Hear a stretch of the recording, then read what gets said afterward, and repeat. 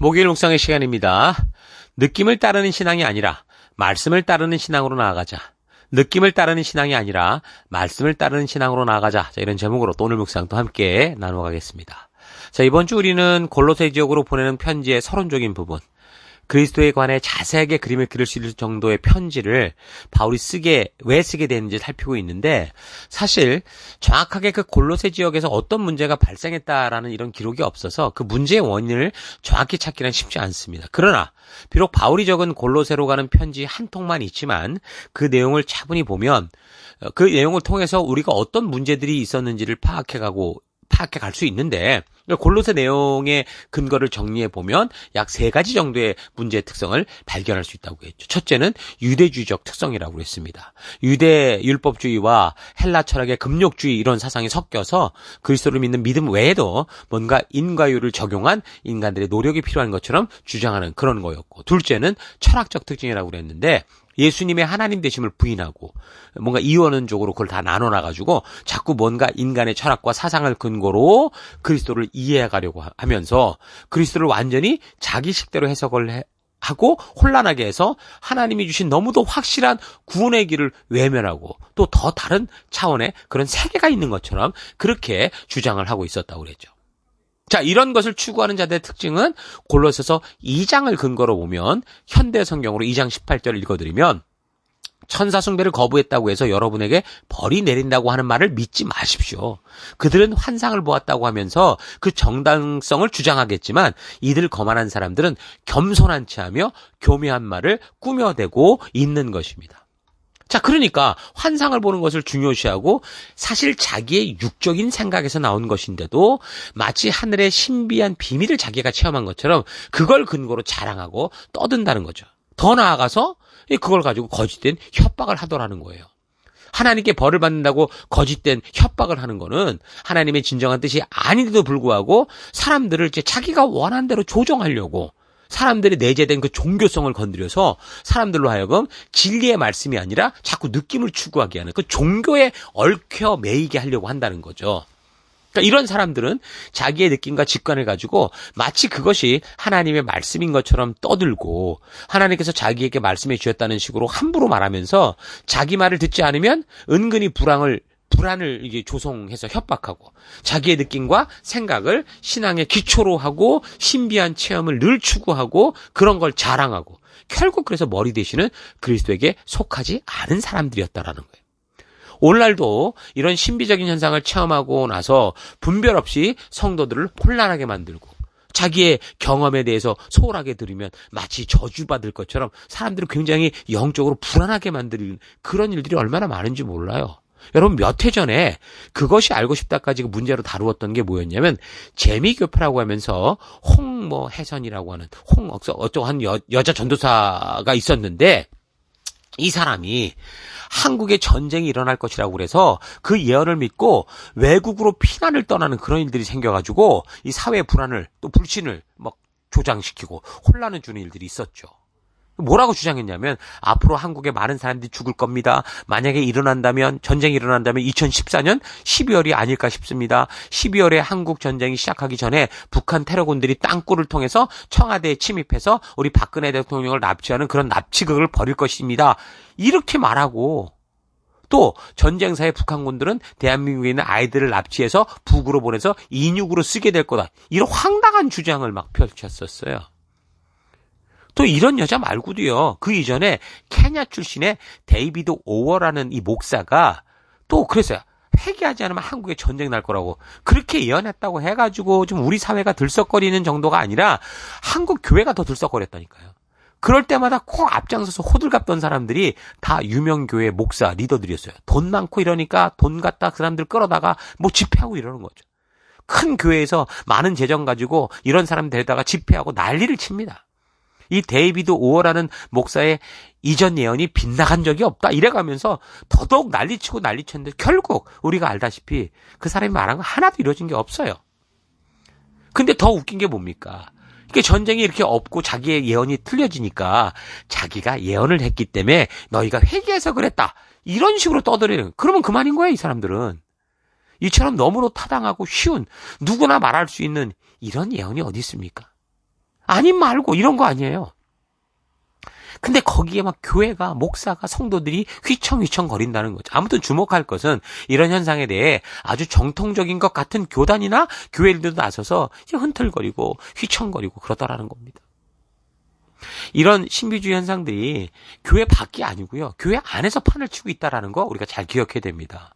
교회가 그런 이상한 현상에 먼저 휩쓸리다가 사회적 무리를 일으키니까 이게 세상의 매체들까지 들고 나서서 교회의 이런 작태를 비판하고 비아냥거리기 일쑤인 건데 나중에 정말 성경의 말씀대로 하나님의 시간표가 움직일 때 이제 교회가 이제 마치 양치기 소년의 이야기처럼 양치기 소년이 돼가지고 하도 거짓말을 하다 보니까 정말 진실이 올 때 이 사람들이 이 세상이 믿지 않는 그런 일들이 생기지 않을까 두려울 정도죠.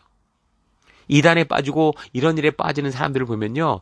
여러분 늘 말하지만 게으르고 나태한 사람들이 아니에요. 오히려 더 말씀을 들으려고 했던 사람들이고 나름대로 신앙을 열심히 하려고 했던 사람들이죠. 그런데 교회에서 이런 사람들을 성경과 역사를 통해 하나님의 이 마음으로 바르게 인도하지 못하고 늘 그냥 주일 강단 늘 성경 한두 구절 가지고 사람들이 듣기 좋아하는 주제에 관해서 듣고 싶어 하는 것만 이야기를 하니까 성도들이 성경을 아는 일에는 목말라 하다가 그러다가 어떻게 되는 거예요? 결국 무려 성구영교형 같은 그런 극악한 신천지 이단의 올무에 빠지는 그게 다반사인 거죠. 그래서 교회는 무엇보다 성경의 역사를 바르게 가르치는 그런 일에 집중해야 됩니다. 성경을 통해 알아가는 하나님의 마음에 관심이 없고 자기 만족과 느낌을 찾으려는 사람들이 요구하는 것을 충족시켜 주려고 부흥회 같은 그런 집회를 통해서 예언 집회를 하니 치유 집회를 하니 찬양 집회를 하니 이런 일들을 수없이 벌이고 있죠. 성도의 열정과 열심은 어떤 상황과 환경이 다가와도 하나님 말씀대로 사는 이런 거여야 되는데 그런 집회를 주도하는 자나 인도하는 자들이 그런 하나님의 말씀을 바르게 가르치는 게 아니라 결국 보면 자기에게 무슨 하나님이 신비한 능력을 줬다 이런 말씀을 줬다 이래가면서 사람들을 혼돈과 착각 속에 신비한 어떤 그런 현상 속에 빠지게 하는 거죠. 그런 집회를 주도하는 부흥사나 인도자들이 여러 가지 퍼포먼스, 장소나 조명이나 음악 이런 걸 통해서 결국 사람들을 취하게 만드는 거예요. 그런 분위기에. 그래서 마치 성령으로부터 무슨 신비한 어떤 역사들이 일어나는 것처럼 완전히 착각에 빠지게 하는 겁니다. 그리고 자기가 무슨 하나님께로부터 직통 계시를 받는 것처럼 집회 중에 함부로 막 사람 불러 세워가지고 이 사람이 어쨌고 저쨌고 이래가면서 미래를 예언한다는 식으로 막 떠들어대고 그 사람의 과거나 이런 얘기를 막 무당 점치듯이 막 떠들어대죠. 또 그런 거 보고 사람들이 신비하게 생각해서 저 사람 신령한가 보다 기도밖에 하고 나와요. 그럼 그런 사람들을 기도해 준다고 하면서 기도하면 이 사람들이 뒤로 자빠지고 뒹굴고 깔깔거리고 웃고 짐승처럼 울부짖고 여기저기 허우적거리게 하는 이상한 일들이 막 벌어지는 거예요. 그런 걸 잘 보면 완전히 그 무당들이나 또 다른 이방 종교에서 하는 짓거리하고 똑같은 걸 봅니다. 이런 집회에서 나타나는 현상들이요. 예수의 이름으로 모이는 것에서만 나타나는 하나님이 주도하시는 현상이면 좋겠는데 그게 아니에요. 지금 각종 별의별 종교, 가톨릭, 불교, 남녀호랭개교, 천도교, 이슬람 이런 데서 다 나타나는 이상하고 마귀적인 현상인 거예요. 여러분 천도교에서도요. 금리빨로 바뀌고 금가루 체험하고요. 이슬람 같은 데서도 입신, 트랜스 현상 같은 게 막 벌어지고 방언 같은 소리 막 하고요. 심지어 병이 나는 현상들까지. 어떤 사람은 남녀회랑객구에서 무슨 뭐가 병이 났다고 그래가지고 그 자녀가 교회를 안 나오려고 그래요. 괜히 우리가 두 종교 믿었다가 또 엄마 아파진다 이래가면서. 이런 것들이 단지 교회에서만 일어나고 있는 게 아니라 세상의 이단적 사설 집회나 다른 타 종교 집회에서도 수없이 일어나고 있다라는 거? 이게 뭡니까? 이건 결코 성경적이지 않다는 거잖아요. 적어도 하나님께서 이런 현상을 드러내는 것을 목적으로 행하시지 않는다라는 건 분명한 거예요. 그럼에도 불구하고 이런 일들을 주도하는 사람들을 보면 결국 예수님, 성령님의 이름을 빙자해서 사람을 홀리는 그러니까 양복 입은 무당 같은 그런 짓을 하는 거예요. 사람들은, 교인들은 그런 집회에서 나타나는 신비해 보이는 현상들에 대해서 이렇게 얘기해. 그래도 뭐 있으니까 그런 거 아니냐. 너는 그런 능력이 없으니까 그런 소리 하는 거 아니냐. 이런 경우가 있는데 그런 신비해 보이는 이적들은 성경이 정확히 말씀해 주듯이 선지자, 거짓 선지자도 할 수 있고 심지어 거짓 선지자들이 그 진짜보다 더 놀라운 것을 할 수 있다라고 이미 예수님께서 말씀하신 거예요. 마태복음 24장 23절. 그때에 사람이 너희에게 말하되 봐라 그리스도가 여기 있다 혹은 저기 있다 해도 믿지 마라. 거짓 그리스도들과 거짓 선지자들이 일어나 큰 표적과 기사를 보여 할 수만 있으면 택하신 자들도 미혹하리라. 그러니까 신비한 이적들을 추구하는 사람들은 교회를 부정하지 않으면서도 성경 말씀을 믿는 믿음 외에 뭔가 사람들의 마음을 움직일 수 있는, 주목을 끌 수 있는 어떤 그런 신비한 체험과 그런 것들이 필요하다고 그렇게 생각했던 그런 골로새 교회의 지금 그 문제의 핵심과 다르지 않은 거라는 거예요. 그러니까 골로새 교회를 통해 발견된 그 시대의 문제는 예수가 그리스도 되심을 믿고 하나님 주신 이 말씀의 가치만을 따라 살아가는 그게 아니라 뭔가 다른 어떤 게 필요하다라고 생각한 거죠. 그래서 골로새 교회를 통해 하나님이 그리스도에 대해 상세히 말하는 이유는, 그리스도에 관해서 상세하게 이렇게 그림을 그려주는 이유는 우리의 구원과 믿음의 삶에 있어서 예수님, 예수가 그리스도다. 이 한 분만으로 충분하다. 하나님의 말씀대로 순종하며 살아가는 것, 이걸로 충분하다라는 것을 확실하게 알리려고 했던 거죠. 예수님 한 분만으로 충분하지 않다고 생각하는 사람들은 지금도 성령의 이름을 함부로 들이대면서 성령께서 한 사람의 인격이 지닌 자유주의를 무시하고 마구 이 사람의 인격을 꺾어서 강제로 제압하고 억지로라도 그 한 인격을 변신시킬 수 있다라고 생각하면서 이런 걸 성령 운동이니 뭐니 하면서 행하고 있습니다. 여러분, 이런 사람들의 특징을 바울이 한마디로 얘기를 해요. 골로새서 2장 19절. 그는 머리에 붙어 있지 않은 겁니다. 그러니까 다시 말해 그들은 하나님의 법도가 분명하게 말씀하는 것을 무시하고 자기 생각대로 행하는 존재다라는 거죠. 하나님의 말씀을 삶의 기준으로 삼지 않았다라는 겁니다. 그래서 교회로 함께 모였을 때 하나님의 진실한 뜻을 마음에 새기고 그 말씀대로 살아가고자 하는 이 생명 낳는 생명, 하나님이 주신 본질적인 사명에는 집중하지 못하는 거예요.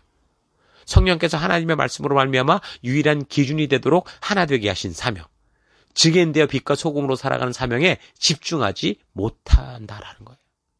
그렇게 되면 성령 하나님을 자기가 원하는 것을 이루고자 하는 일에 이상하게 동원시켜서 어떤 상황과 환경 속에서도 말씀대로 살아가야 되는 성도의 바른 삶으로 이끌어가는 게 아니라 늘 순식간에 신비한 체험을 통해 변신될 수 있다라는 이 거짓을 믿는 그런 사람이 되는 거죠. 하나님은 사람을 창조하셔서 시간 속에 살게 하셨습니다. 그러니까 하루하루 매일의 삶 속에서 하나님의 법도를 따라 말씀대로 순종하는 순종의 삶을 살 때 성장케 하신 거예요. 그럴 때 건강하고 그렇게 그리스도 장성한 분량으로 이끌어 가셔요. 여러분, 하루에 4끼 5끼 먹는다고 성장하는 게 아니잖아요. 위만 늘어나요. 그러니까 하나님은 사람을 영육간에 이렇게 순식간에 변화시키는 게 아니고 우리에게 깨달음을 주시고 변화의 그런 어떤 그 자리로 초대는 하시지만, 그러나 하나님의 창조의 시간 속에 우리가 그냥 한순간에 특혜받고 이상하게 되는 게, 거룩하게 되는 게 아니라 그 특혜를 받은 우리가 회개하고 하나님의 말씀대로 돌아 나와서 그 말씀의 순종의 길을 하나하나 걸어감으로 성장하게 하시는 거예요. 그래서 교회 안에서 우리가 함께 하나 되고 애써서 주신 생명들을 세워가는 이 일들이 너무 소중한 거예요. 날마다 말씀대로 살아감으로 성장하게 하시는 이 하나님의 뜻을 따르지 않고 한순간의 신비적인 경험으로 어떤 한 사람의 모든 것이 변할 수 있다라고 생각하는 사람들이 결코 절대 못하는 게 있어요. 그게 뭐냐면 바로 하나님 주신 그 사명, 영적인 아비의 역할을 하는 거예요. 이 사람들은 그걸 안 해요. 어디 가서든 그냥 어떤 그 퍼포먼스만 하려고 그래요. 앞에 나가서 그냥 조명만 받으려고 그래요. 꾸준히 뒤에서 정말 부모님들처럼 한 어린 생명이 태어나면 그 생명이 자라기까지 그 곁에서 지켜주고 가르치고 인내하고 말씀대로 인도하는 그런 부모의 이런 삶을 살지 못해요. 이게 우리를 부르신 목적인데 이걸 못한다고요. 그걸 가장 꺼려하고 무가치하게 여기죠. 함께 한 교회에서 하나님 주신 법도 교회 비전에 한 몸으로 하나 돼서 주께서 주신 그 사명을 함께 이루어가는 성화의 과정을, 성장의 과정을 함께 걸어야 되는데 그걸 싫어해요. 항상 주인공처럼 등장했다가 싹 빠져가죠. 그래서 함께 하나님의 가족인 셀 식구가 돼서 서로의 영혼을 위해서 우리가 함께 걸어가며 눈물로 세워가는 이런 영적인 삶의 본질적인 이 성도의 그 길이 없어요. 늘 구경꾼으로 있으면서 부르심 앞에는 늘 핑계와 변명으로 일관하며 평생 교회를 다니면서 하는 신앙생활이라고는 한 달란트 받은 이 종처럼 늘 변명만 해요. 그러고 살다가 인생 종치는 거죠. 그리고 하나님께 그런 책망의 소리를 듣겠죠. 사도 바울이 성도된 자들의 삶에 대해 분명하게 말하는 이거는요. 그리스도의 몸을 이루고 있는 우리 성도는 모두 그리스도를 머리로 말미암아 결합되어 있어서 함께 서로 연합하여 하나님께 주시는 그 양분과 그 힘으로 함께 성장해 가야 된다라는 겁니다. 그래서 자주 반복해서 말하지만 그 가난한 성도가 된다는 거, 교회 안 나가 뭐 이런 사람들, 교회로서의 근본적인 하나님의 부르심을 외면하는 거고 자꾸 개인의 편리 위주의 부패해가는 신앙을 하고 있다는 거 잊지 마십시오. 그래서 끊임없이 자기의 변명의 손일을 하느라고 뭐 교회가 썩었다, 사역자가 썩었다, 지체들을 비난하고 그렇게 평생을 살아가는 거죠. 구원된 우리가 서로 부족할 수밖에 없기 때문에 하나님은요, 우리를 하나님의 가족, 교회, 이 셀, 가정에 모으셔서 서로 연합하라고 하셨고 그 안에서 실패하고 그릇됨 속에서도 바르게 성장하는 영적인 길을, 성장의 길을 만드셨는데 그 교회와 사역자와 지체들이 실패하고 실수한다고 사실 엄밀히 말하면 자기가 하고 싶지 않은 거죠. 하나님께서 성장하도록 만드신 교회를 떠난다라는 거, 이건 불신앙인 겁니다. 골로새 교회를 비롯한 그 당시 교회들이 만났던 이 영지주적 사상의 문제, 예수님의 신성이나 인성을 부인하고 왜곡하고 교회를 오해하는 이 문제는 기독교가 이방 세계에 전파된 이후 수백 년 동안 계속해서 교회가 부딪혀야 되는 그런 문제였습니다. 2000년이 지난 지금도 영지주의가 소위 요즘에는 뉴 에이지, 종교다원주의로 변해서 판을 치고 신비주의가 오늘날에는 신지학이라고 해서 새로운 형태의 신비술로 판을 치고 있습니다. 이제는 골로새와 같은 동서양이 만나는 어떤 특별한 지형적 특성의 어떤 그 도시에서만 이루어지는 게 아니고 이 통신의 발달로 이 온 세계가 인터넷을 통해 순식간에 이제 모든 것이 공유되는 그런 시대인데 이런 소통의 통로를 통해서 혼합되고 혼란한 철학과 이단에 빠져 있는 이런 모습은 아주 심각한 문제가 아닐 수 없습니다. 자, 이럴 때일수록 그래서 우리 성도들이 말씀의 진리대로 바르게 알아서 그 인터넷의 그 세계 속에서도 우리가 복음을 들고 들어가야 되고 맷집 좋은 영적인 군사가 돼서 어떤 세상의 이론에도 흔들리지 않고 사탄의 어떤 공격에도 흔들리지 않고 오직 말씀의 가치를 따라 나아가는 우리가 될 수 있기를 바랍니다. 자, 그래서 오늘 하루 나는 정말 말씀에 근거한 믿음을 가지고 교회와 세상을 분별하고 있는지 아니면 여전히 신비한 일이나 뭐 예언과 같은 일에 쉽게 마음이 동요되고 반응하고 쫓겨가고 쫓아다니고 있는지 차분히 되돌아보기 바랍니다. 여러분, 사람은 당연히 내일 일을 알지 못해요. 하나님께서 그렇게 우리를 창조하셨기 때문이에요. 근데 사람은 하나님을 닮은 유능함이 있기 때문에 우리의 내일에 대해 먼저 알기 원하고 그래서 그에 대한 대책을 세우고 살아가기 원합니다. 그래서 사람들은 자꾸 내일에 대해 남들보다 먼저 알기를 갈구하고 그래서 어떤 수단과 방법을 동원해서라도 그렇게 알려고 하죠. 좀 지적인 사람들은 빅데이터 같은 걸 만들어서 다가올 미래를 먼저 예측하고 대책을 세우고자 하고 오늘날에는 그게 이제 드러난 게 막 AI 같은 그런 거겠죠. 좀 혼적인 사람들은 무당을 찾아가거나 점집을 찾아가서 물어봅니다. 요즘에 젊은 사람들로 보니까 재미로 보는 운세, 타로 이런 걸 갖고 통해서 대학가 주변에 싹 깔렸어요, 거기에. 그러면서 자기의 내일을 좀 알고 싶어 하는 거죠. 그러나 대부분의 모든 것은 절대 5분 뒤의 일, 내일, 미래를 먼저 알 수 없어요. 과거에 겪은 일들을 통계 삼아서 어떨 것이다라고 예측하는 것일 뿐이죠. 자, 그렇게 보면 빅데이터를 통해 분별력을 가지고자 하는 것, AI를 통해 그 우리의 이 어떤 인간의 어떤 보편적인 생활을 그 미래를 예측하는 것. 참으로 인간의 인간됨을 인정하면서 우리가 경험하는 것을 살려 바르게 활용해 보고자 노력하는 어떤 일환으로 볼 수 있어요. 미래를 알려고 하기보다 오늘의 나를 알고 오늘 우리에게 주신 믿음의 길을 힘써 걷는 우리가 되기를 바랍니다. 시간을 창조하시고 역사의 처음과 끝을 보시는 주님께서 시간 속을 살며 역사의 한 점을 살다가 가는 우리를 위해서 말씀, 이 성경으로 나아갈 바를 분명하게 알게 하셨고 어떤 가치를 따라 살아갈 때 참으로 축복된 길인지 알게 하는 이 바운더리를 주신 거죠. 분초마다 꼼꼼히 계획해서 만들어가지고 이끌어가는 그런 프로그램처럼 살게 하지 않았고요.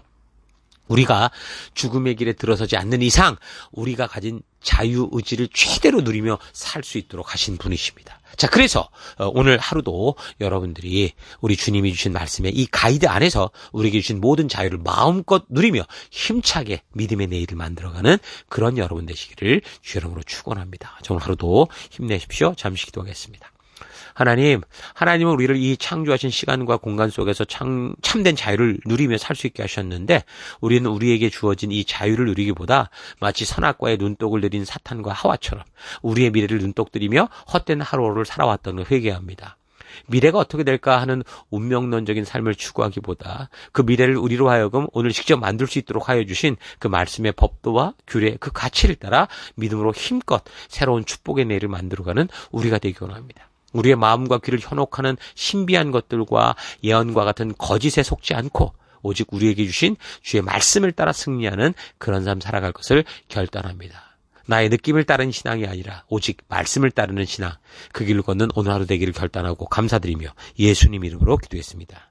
아멘.